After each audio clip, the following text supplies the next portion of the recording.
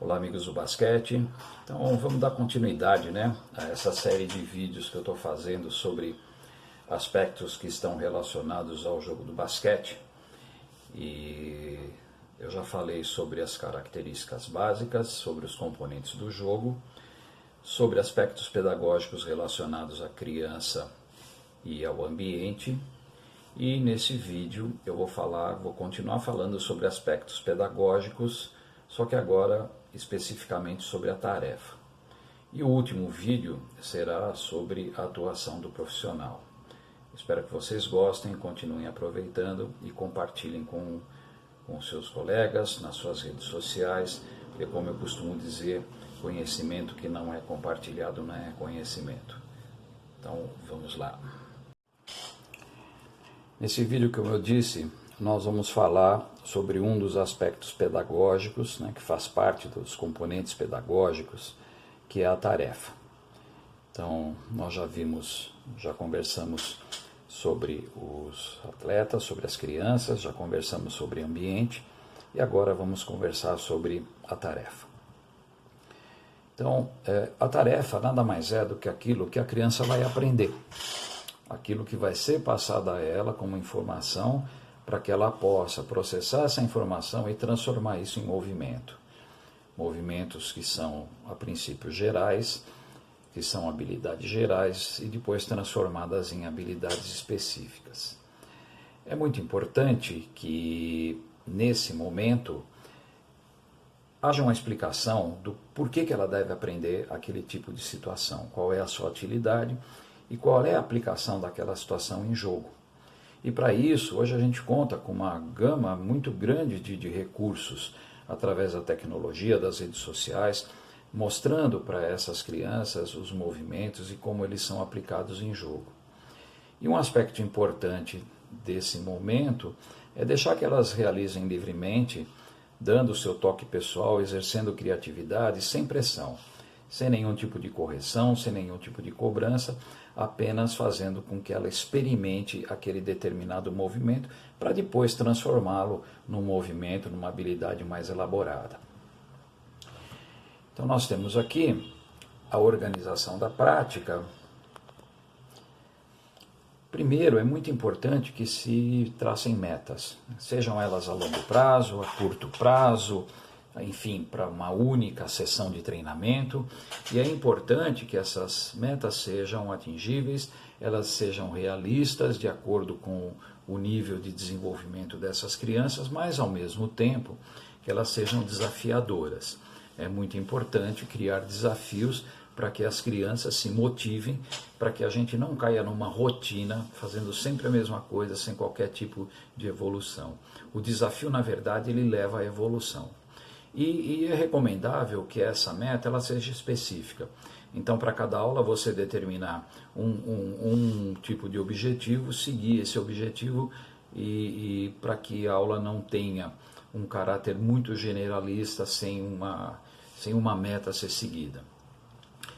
Em termos de periodicidade e tempo, recomendam-se sessões mais curtas, e com mais vezes durante a semana. Isso faz com que a informação ela seja processada de uma melhor maneira e a aprendizagem ocorra de uma maneira mais adequada. É muito importante entender que inserir novos conteúdos em estado de fadiga não dão o resultado esperado. Se no final de treino, onde os atletas já estão cansados, mesmo as crianças cansadas física e mentalmente, não é recomendável que você proponha novos exercícios ou proponha, no caso de alto rendimento, novas jogadas ou novas movimentações, porque essa fadiga vai levar a um nível muito baixo de captação dessa informação, de processamento dessa informação. E uma coisa muito importante é a variabilidade. Para você atingir um mesmo objetivo, é importante que você tenha diferentes recursos, diferentes tipos de exercício, para que não seja dado um único exercício durante um tempo excessivo, porque isso vai se tornar uma rotina e vai trazer uma desmotivação muito grande para os praticantes.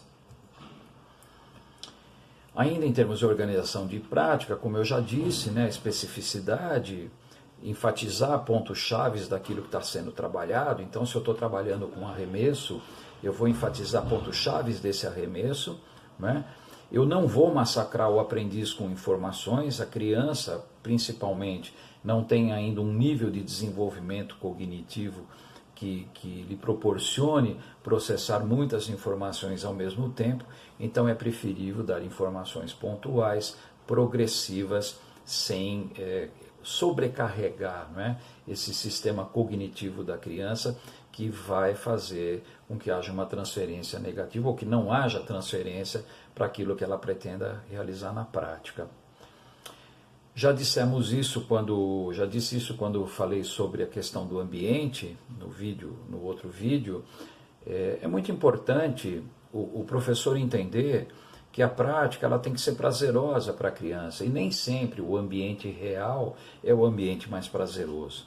Então, uma quadra muito grande ou uma tabela muito alta faz com que nem sempre os objetivos sejam alcançados e a criança entre num clima de desmotivação, não querendo continuar.